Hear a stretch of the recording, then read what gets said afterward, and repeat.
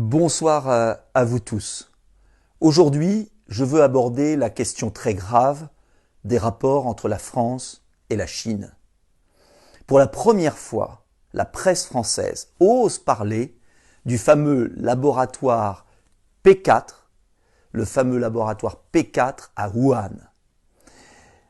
La presse française en parle parce que le secrétaire d'État, le ministre des Affaires étrangères de Donald Trump, Mike Pompeo, a demandé une enquête. Parce que le chef de la diplomatie britannique s'interroge aussi sur la naissance du virus, suite au professeur Montagnier. Même le président de la République française a évoqué le besoin d'en savoir plus. Imaginez ce qu'aurait dit la presse française si nous avions eu la déclaration d'Emmanuel Macron dans le Financial Times ou celle du secrétaire d'État aux Affaires étrangères, Mike Pompeo, américain. Imaginez simplement. Qu'est-ce que le laboratoire P4 ? Le laboratoire P4, c'est un laboratoire de haute sécurité, soi-disant biologique, qui étudie des virus pathogènes, c'est-à-dire qui ne peuvent pas être tués par un vaccin ou un traitement. Et ce laboratoire P4 de Wuhan, en Chine, c'est la France qui l'a vendu. C'est la France qui l'a livré clé en main. Cela veut dire concrètement que c'est la France sous Jacques Chirac, Jean-Pierre Raffarin, qui est à plat ventre devant la Chine, Michel Barnier, qui a transféré la technologie. À l'époque, certains s'y opposaient. Je pense notamment au secrétariat général de la Défense nationale, à certains scientifiques français, qui estimaient que la France allait livrer à la Chine, je pèse mes mots, une bombe atomique bactériologique. Oui, c'est le terme. Et malheureusement, ceux qui s'en inquiétaient avaient raison. Uniquement par soif de transfert de technologie, la Chine s'est emparée de cette technologie française et après a chassé les Français, qui n'ont même pas réagi.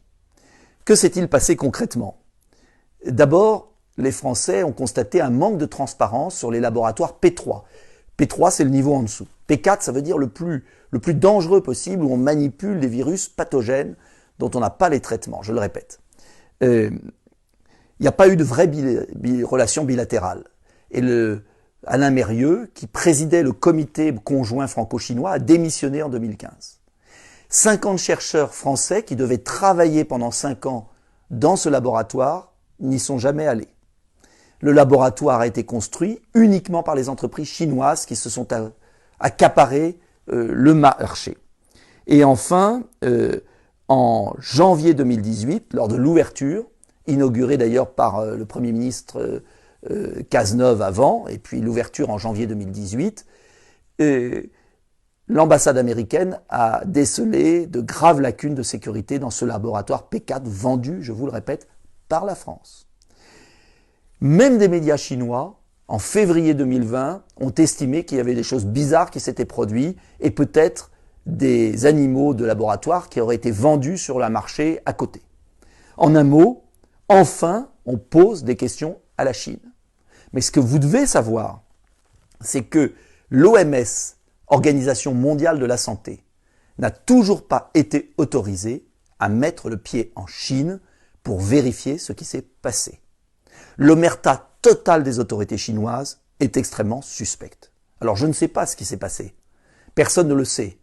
Mais si les Américains, le président américain d'ailleurs, Donald Trump, parle depuis longtemps de virus chinois, c'est qu'il y a des informations. Et j'aimerais que la France se relève, que la France soit debout, que la France ne soit pas dépendante. Vous savez que Lénine disait que les capitalistes sont prêts à vendre la corde qui va les pendre. Eh bien, la France a vendu la corde avec laquelle nous sommes pendus aujourd'hui peut-être. Et en tout cas, on ne peut pas accepter cet état de dépendance permanente. Le général de Gaulle voulait une France libre, indépendante. Il ne s'agit pas d'épouser le camp américain au détriment du camp chinois. Le 21e siècle sera la grande confrontation entre deux immenses puissances, les États-Unis et la Chine. La France doit garder son indépendance absolue et des coopérations européennes intelligentes doivent avoir lieu pour affronter ces deux superpuissances. Mais pas par Bruxelles, pas par l'Union européenne, uniquement par des coopérations d'intérêt France, Allemagne, Angleterre, Italie. C'est la seule solution pour peser. En attendant, cela veut dire que nous devons retrouver notre liberté. Nous devons arrêter de vendre notre âme à la Chine. Nous devons demander une enquête indépendante de l'Organisation mondiale de la santé avec des experts français, américains, anglais, allemands, pour aller voir ce qui s'est vraiment produit. C'est la condition pour vaincre cette terrible épidémie. Nous devons savoir d'où elle vient, comment elle est née. Et la Chine ne peut pas continuer à humilier le monde avec ce virus chinois qu'elle a envoyé à travers le globe. Ce n'est pas possible. Nous devons demander des explications à la Chine. C'est impératif et nous devons en savoir plus. Enfin, j'espère que la vérité apparaîtra et je vous demande de diffuser le plus largement possible cette vidéo. Bonne soirée.